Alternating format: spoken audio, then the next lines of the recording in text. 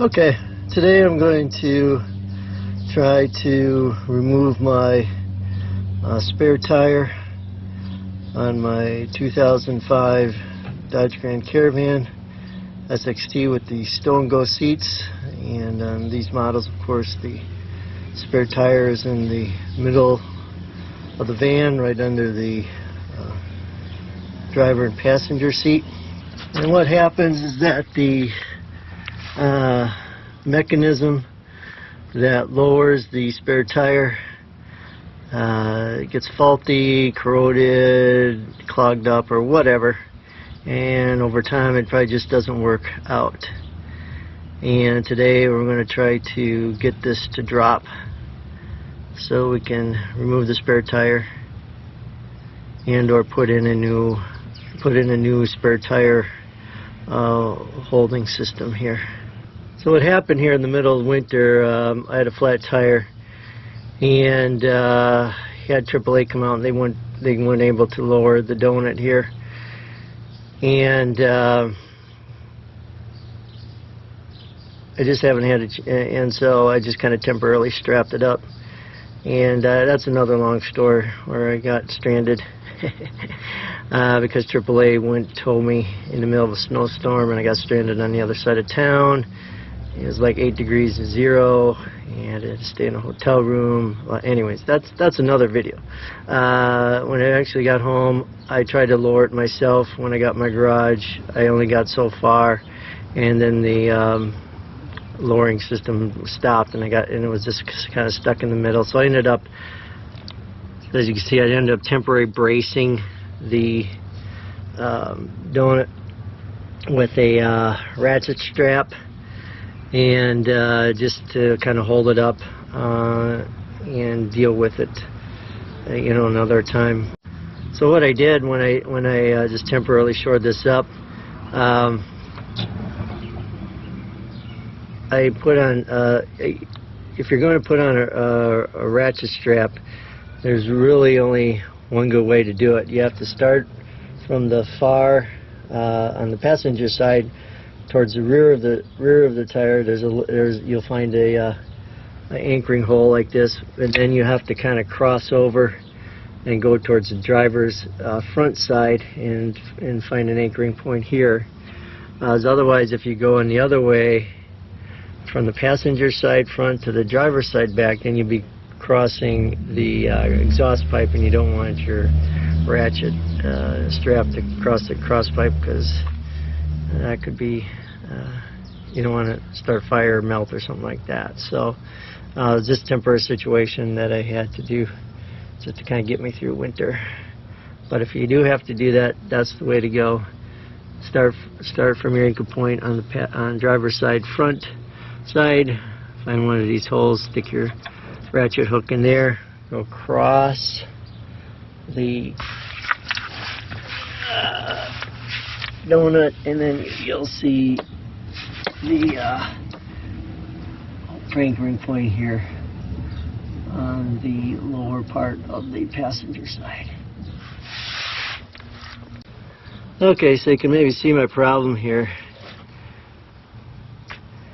And what I did is, when I ratcheted it up, I just put, an old sheet or something under here to kind of wedge it tight as I could against the underside of the van here. So when I ratcheted it up, it something to make it tight into, kind of like a wedge. But if you do something like that, don't use like a tarp or anything plastic, because it could get hot under here, and you don't want anything to melt. Okay, so you can kind of see my problem here. In wintertime, I was able to start it to lower this after AAA couldn't do it when I got home. So after I got home, I was able to start lowering this through the inside. Inside there's a turning crank, and eventually I was able to loosen it, but then it got so far down, it started to come down, but then it stopped. And as you can see, it just hangs there. So my problem was I couldn't get it back up. couldn't come down and I couldn't get it back up. It just stopped, and it's kind of in the worst place.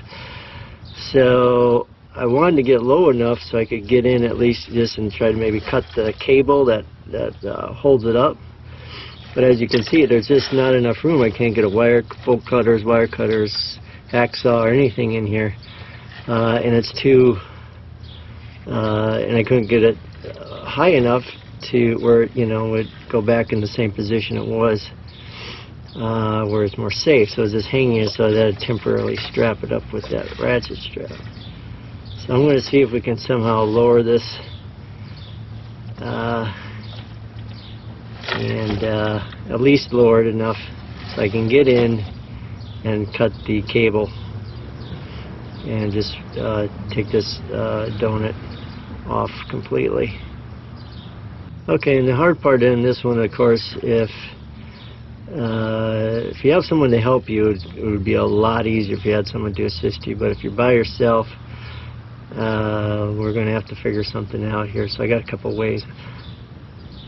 I'm going to try to first put some weights up here to try to put as much weight on it as I can, because I don't have anyone to pull on it manually.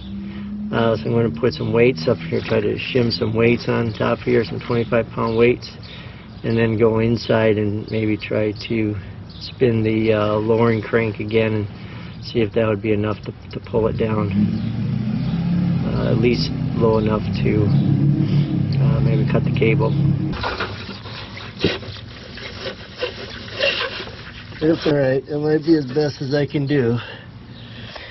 And if you get one of these, I bought one of these off eBay. It's a universal socket, and it has those little push pins, so it conforms to like any size. So you can get it for like $5 off eBay or something like that. Maybe off Amazon or at your local hardware store. They're usually a little more expensive in your hardware store, so if you buy them online, sometimes you get a cheaper price. And I'm just going to hook it up to my electric impact wrench, because this is so hard to turn by hand. Of course, you might need a little adapter system, maybe a 1/2 inch to 3/8, and then I just put a universal joint here on it just so I can have a little more mobility when I turn it. Okay, so the weight system may work just a little bit. I might have got an extra 1/2 inch lower here, I'm not sure, but at least you can almost see the cable now. I don't know if you can see that, but I don't know if there's enough clearance here to get in there yet with the bolt cutter, hacksaw, or something like that. So I wanted to see if we can do something. Okay, I'm going to try something here. What I'm going to try is I've got the wedge jack, or the scissor jack. I got the scissor jack that comes with the car, and I'm going to try to get in as much as possible here between the frame of the underside and the spare tire, if I can get a good grip, and I'm going to try to push the jack out. Maybe I can get a little more clearance that way. So to do this, I want to make sure all your, you don't have anything on the brake, that's not hitting the brake lines or anything like that from the underside, just so make sure you're clear. And then we'll try to push it out with the jack. I don't know if this is moving or not. Okay, now that I got some downward pressure using the scissors jack, I'm going to try to go inside and spin the lowering crank and see if I can get some movement that way.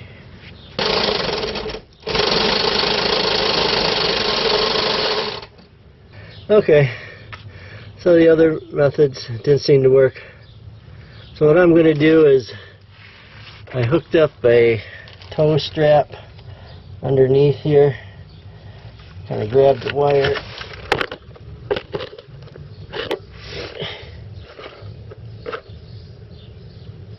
and I'm going to try to tow it all the way back to my winch that you can see back there, and see if we can maybe pull it.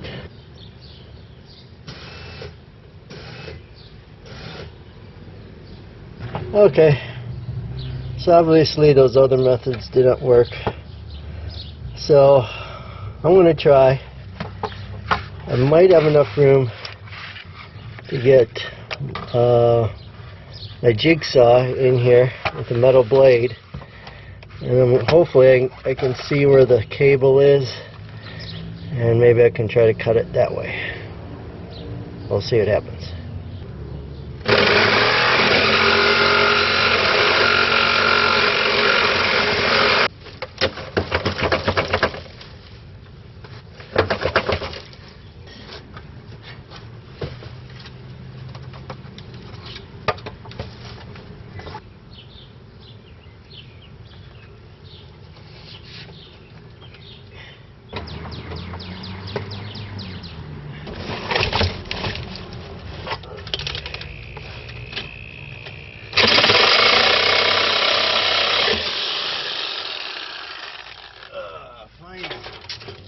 Alright, so as you can see, this is why when I cut the cable, that was right here, the drop down cable, it didn't fall through the hole here, because there's these two prongs sticking out the top of this thing, so it would catch and it wouldn't come off. So I'm not sure how this system all works, but that's why cutting the cable didn't drop this thing. So maybe there's, I don't know if there's a release mechanism here, if this works properly, if it's lubed, and maybe these, I don't know, pins drop out of the way or something. But anyways, it's not going anywhere. It's either frozen or it's bent or something. Not quite sure how this works. So I'll probably end up cutting that all off now with either Sawzall or something, and then I'll pull the rest out, and then I'll pull the holder on the bottom side of the tire, and we'll pull it up that way. Okay, I took the old spare tire retracting mechanism off, and I went ahead and ordered a new one, and you can kind of see the difference of what the issue was. Here's the old carrier part that kind of pinches the spare tire enclosure up in place against the undercarriage of the car. And you can see where that bracket was, and how this the connection point where the cable is attached, how that is. And this one, the new one, obviously it doesn't have that. It doesn't come with the bracket system. There's no bracket on there, and the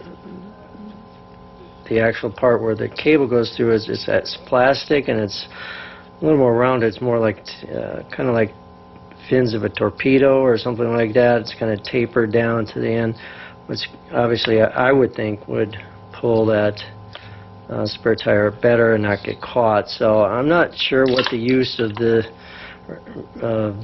bracket system was on the old mechanism here. If that was if that was for safety, so you know, when the bracket was being pulled into the undercarriage, that when it got this bracket, it wouldn't go farther in. I don't know, but anyways, this old system was where, you remember, those little tab things that were extended out weren't allowing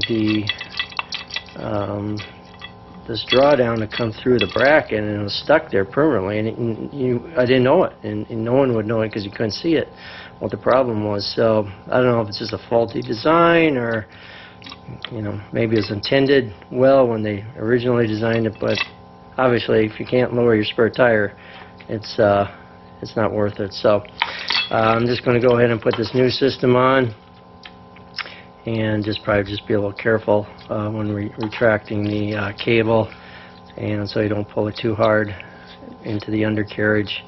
And Hope that works well.